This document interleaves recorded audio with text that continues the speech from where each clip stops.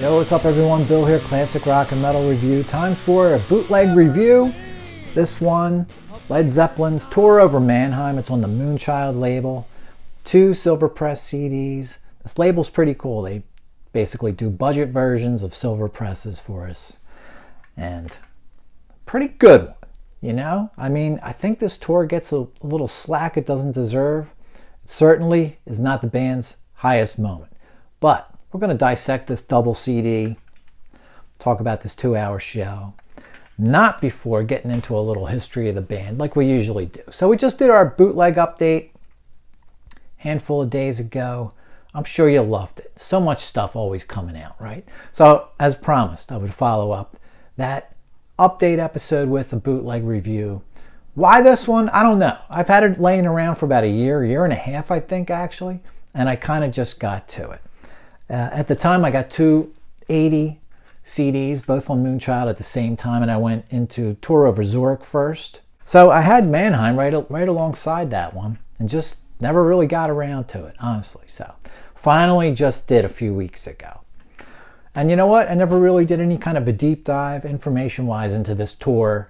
I just know bare basics, so that was kind of fun, and we'll get into those. So like I said, Moonchild, sort of a budget-oriented silver press CD label, which is cool. I don't know about you, I don't feel the need to spend hundreds of dollars, as great as Zeppelin is. Like I said, one of my favorite things about spotlighting a bootleg or even a regular album is giving myself and you some context with it, so hopefully you guys dig it as much as I do. Plant and Bonham, both in particular, those guys, reluctant to do any more touring. Who can blame them after the way the last tour ended? The 1977 North American tour.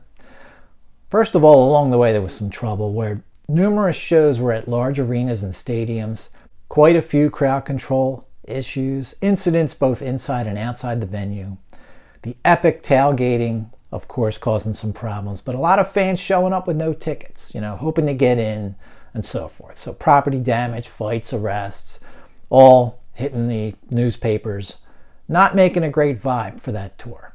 I mean, it is the summer of 1977 in the United States. Arguably the band's at the height of their popularity. It's almost like, what do you expect, you know?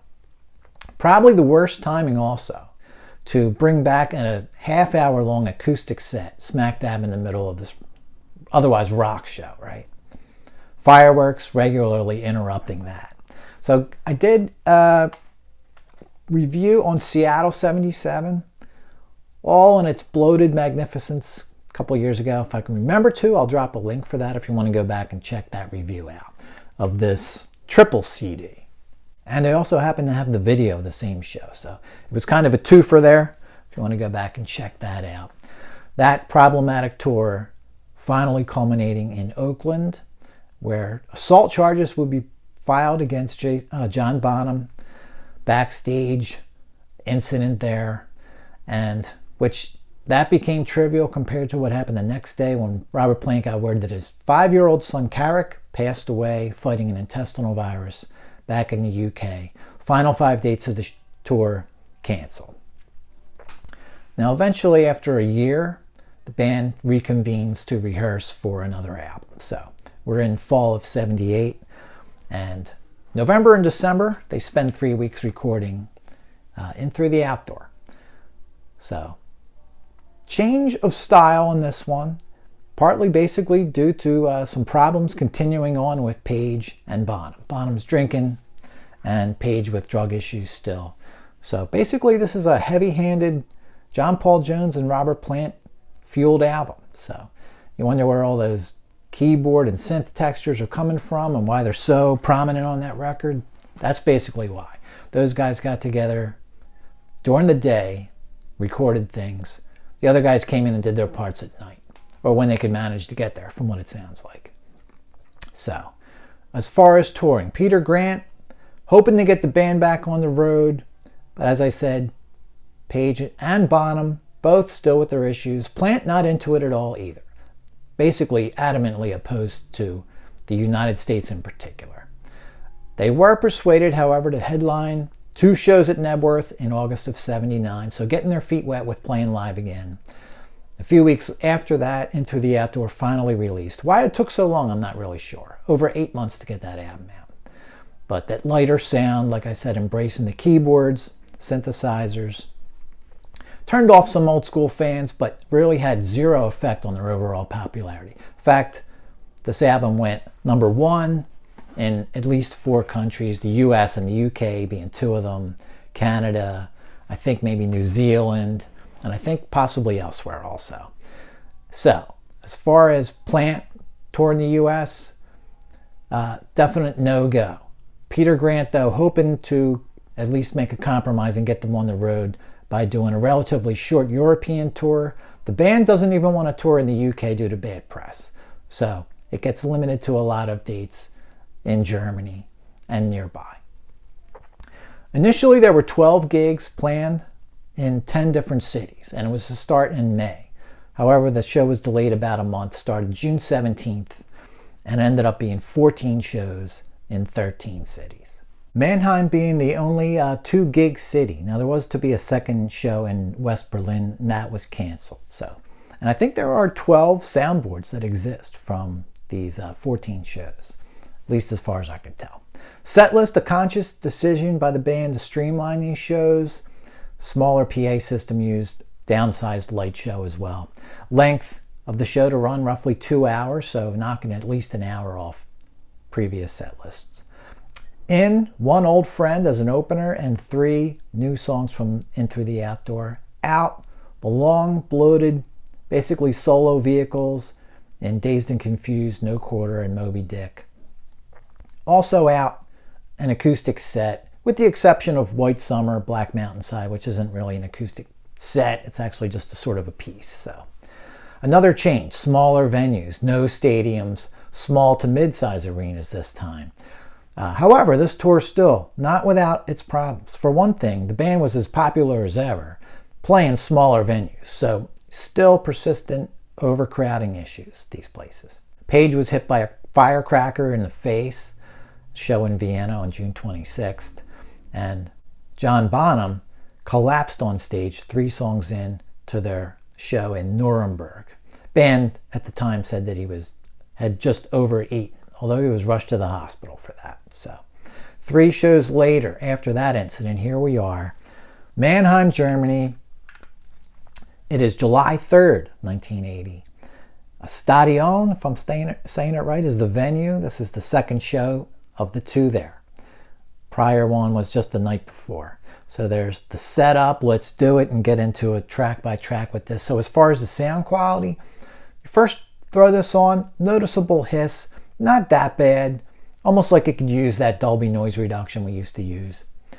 You can just sort of lessen it by turning your treble down a little bit. However, the bass is a little thick on this recording in the beginning. So you turn your treble down, it's a real bassy experience for a couple minutes. Although it's not that bad. Things sort of almost transparently sort of equalize themselves. I didn't really mess with my system, and a couple minutes later it doesn't sound too bassy anymore. So there's your sound quality generally speaking.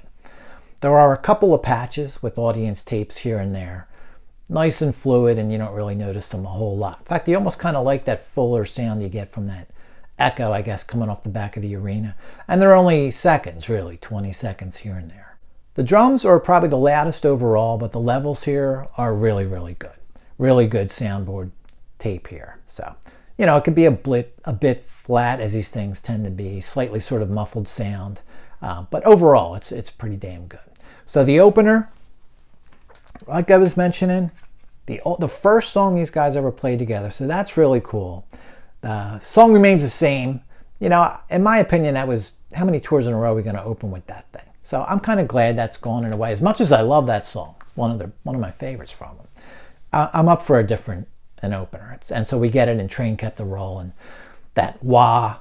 You know, sometimes when Jimmy opens with that wah, I can't even tell what the hell he's playing, and he's playing the rhythm of the song. This one's actually pretty clear here. So I dig this as an opener, especially because it's also something that they never put down on a studio album. So pretty cool opener. Nobody's Fault But Mine.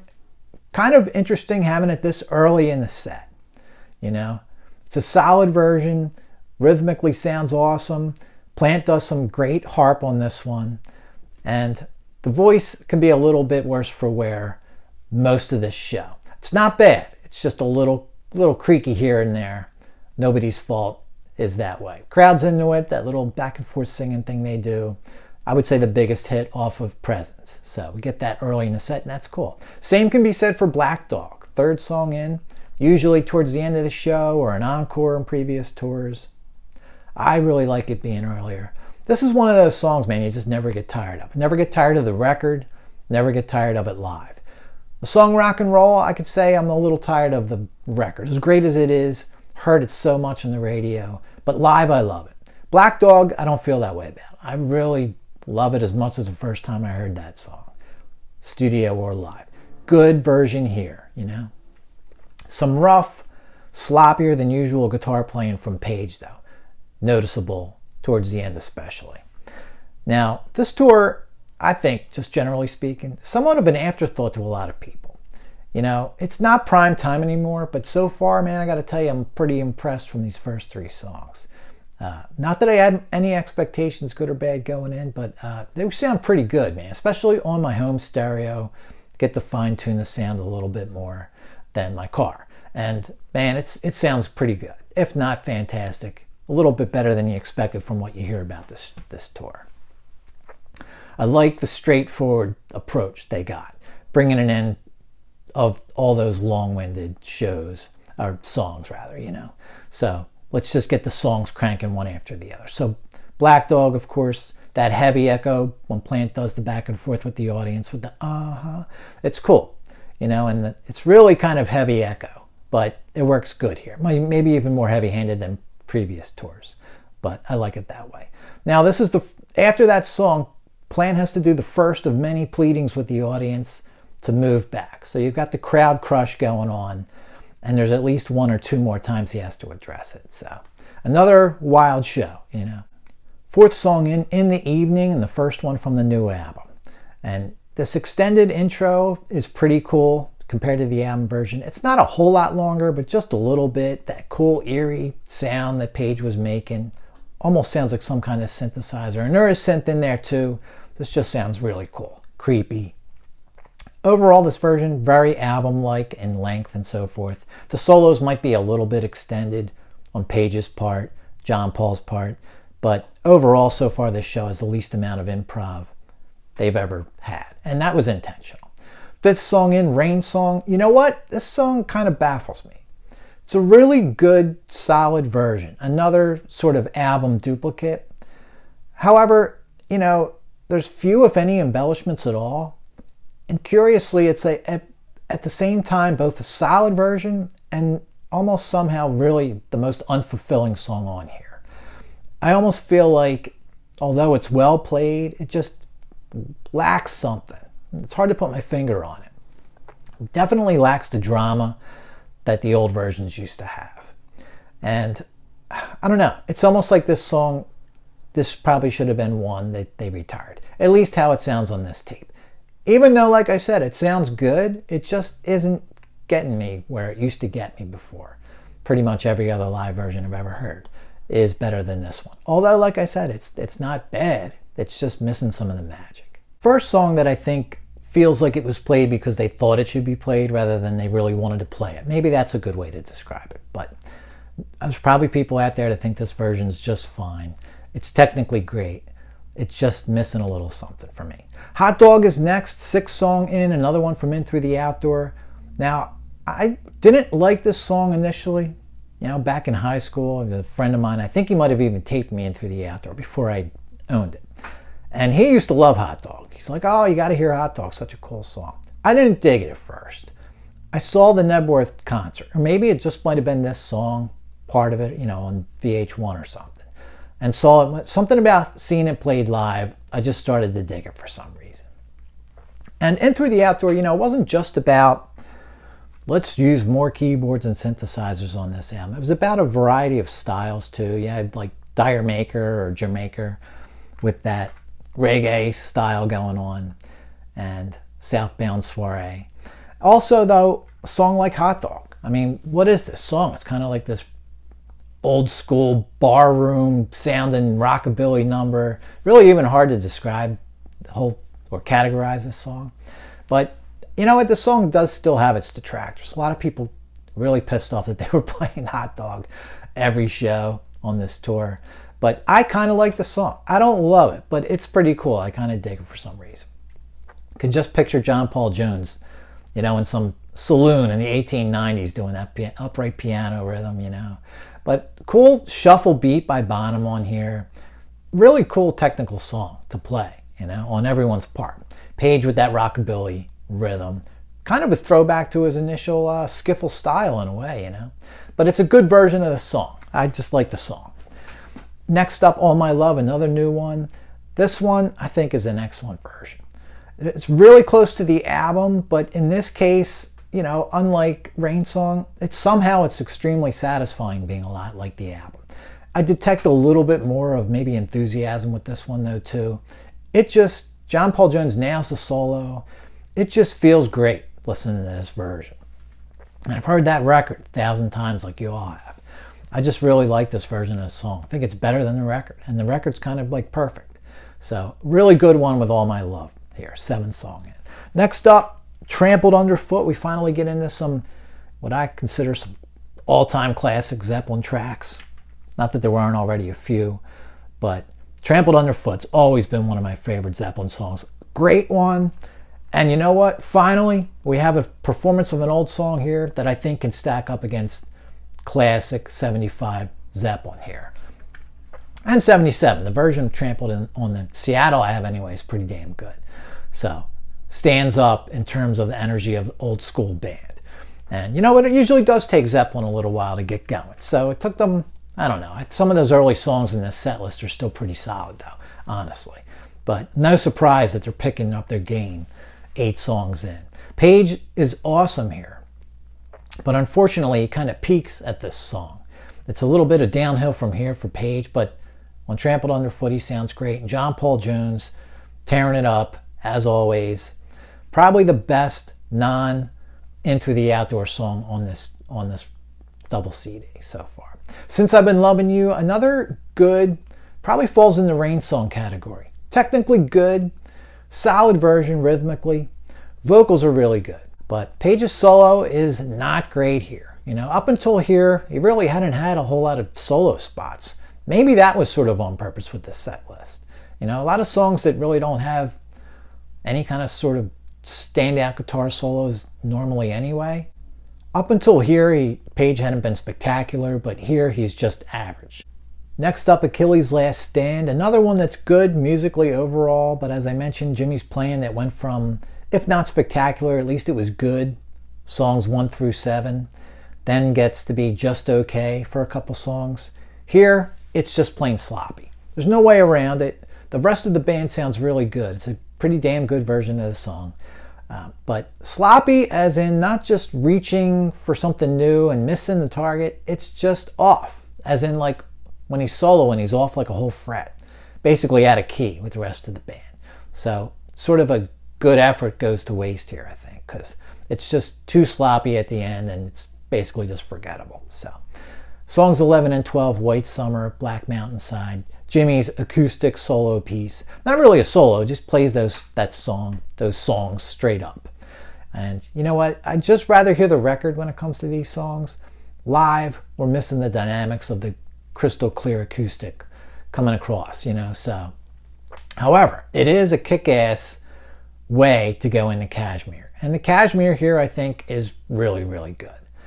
Now, I've always loved this song, I have to admit. So, really, there's no bad way to play this song unless you totally botch it.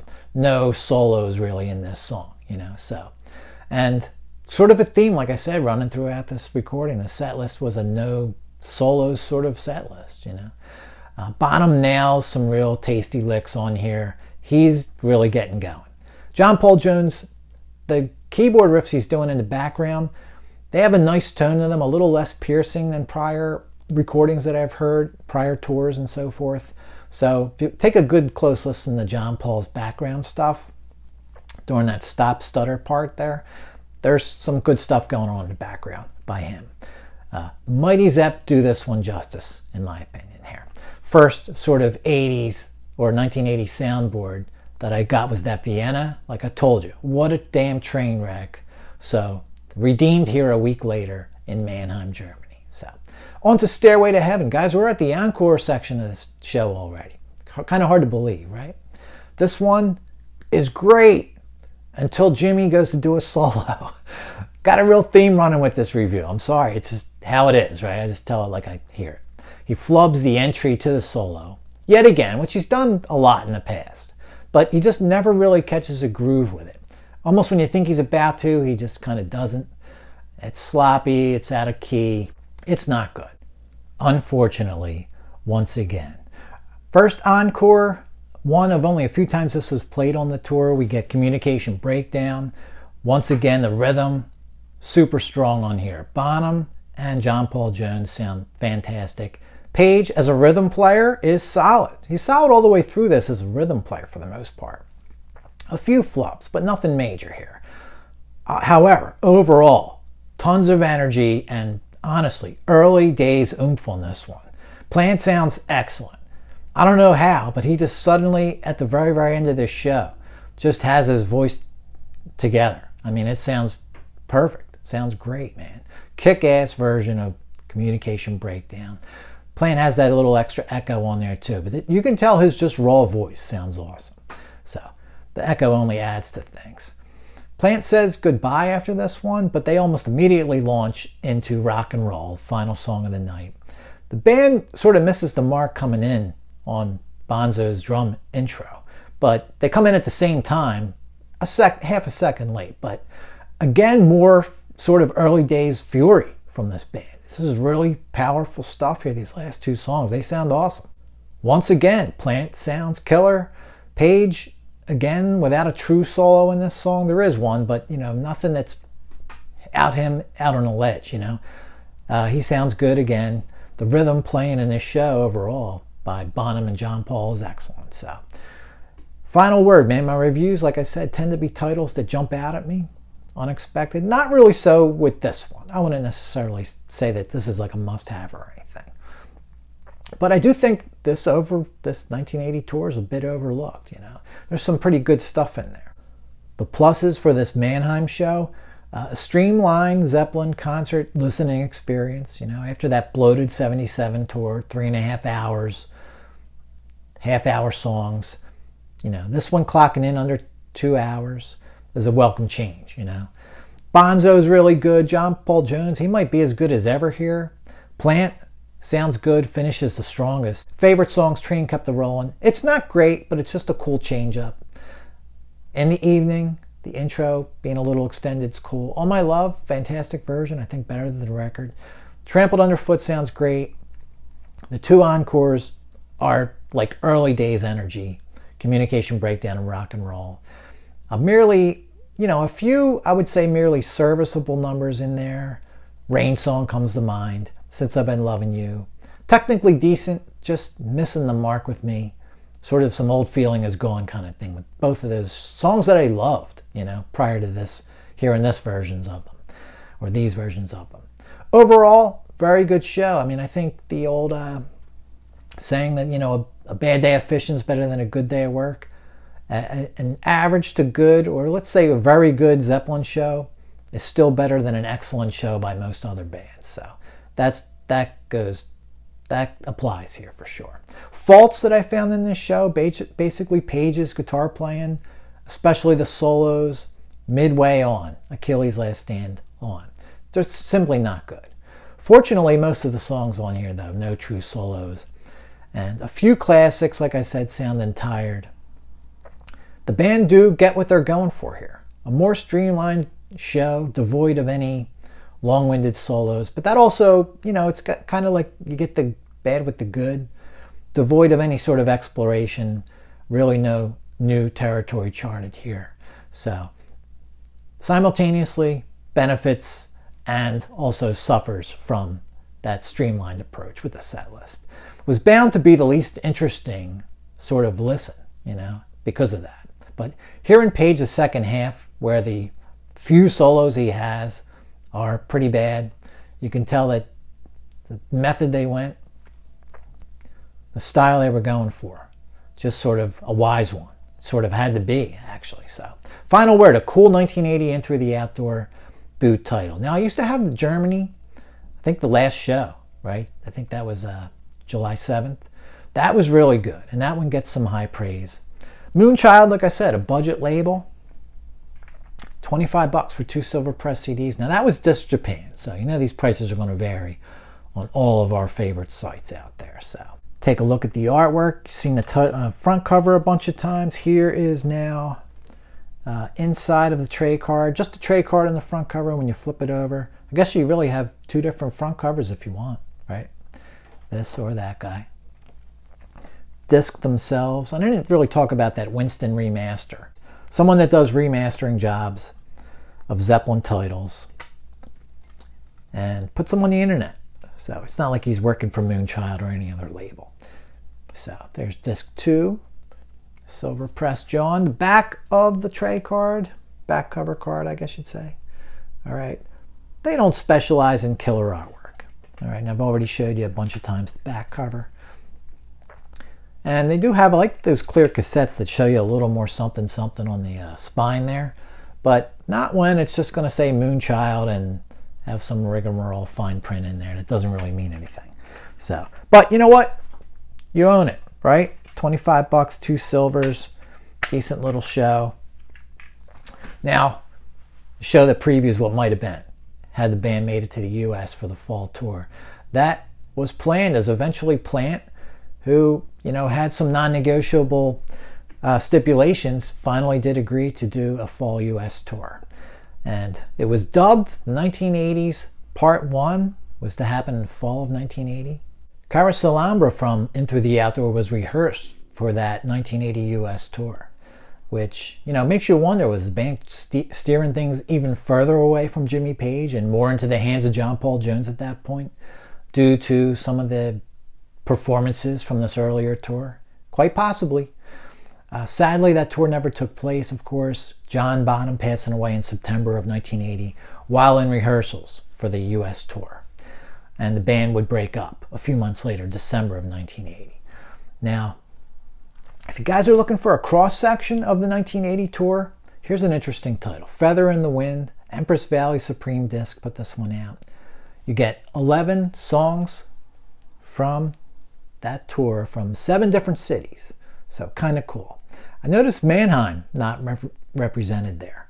And interestingly enough, Zurich, with the biggest train wreck of a song I've ever heard live by anyone, you know, being Kashmir on here. I guess obviously Empress Valley thinks enough of the rest of the set list to pull 4 songs from this one. Almost identical set list, but not even that much money. I think I got this for $10. I saw it recently. It's still out there.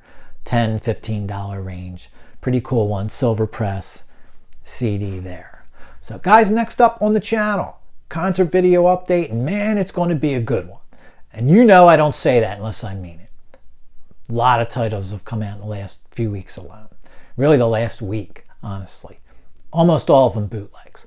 Couple cool DVDs, couple cool DVD, CD combos. Awesome new Floyd release to tell you about, if you don't already know.